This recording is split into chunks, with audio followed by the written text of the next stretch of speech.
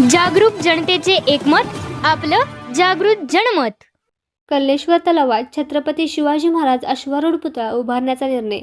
ऐतिहासिक शिवस्मारकासाठी शिरोळकर एकवटले। शहरातील कल्लेश्वर तलावात ऐतिहासिक शिवस्मारक आणि छत्रपती शिवाजी महाराजांचा अश्वारूढ पुतळा उभा करण्यात येईल।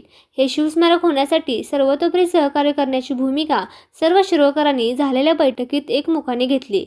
शिरोळ नगरपालिकेच्या दिनकररावजी यादव सभागृहात छत्रपती शिवाजी महाराज यांचे स्मारक उभारण्यासाठी प्रथम लोकनियुक्त महिला नगराध्यक्षा सौ योगिता कांबळे यांच्या अध्यक्षतेखाली बैठक आयोजित करण्यात आली होती।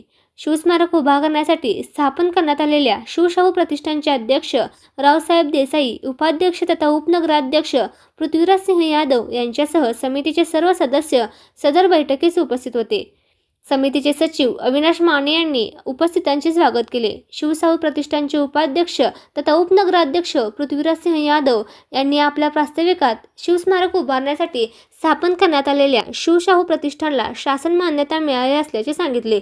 शहरातील प्रत्येक नागरिकाच्या आलेल्या सूचनांचे पालन करून ऐतिहासिक असे शिवस्मारक उभारले जाईल, याकरिता शिवस्मारक आराखडा तयार करण्यात आला आहे।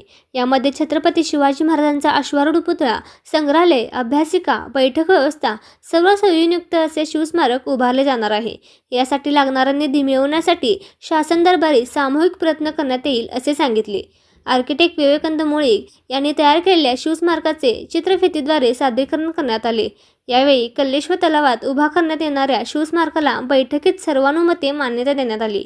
शिवशाहू प्रतिष्ठानचे अध्यक्ष रावसाहेब देसाई यांनी शिरोळकरांना अभिमान वाटेल असे ऐतिहासिक शिवस्मारक सर्वांच्या सहकार्याने उभा केले जाईल।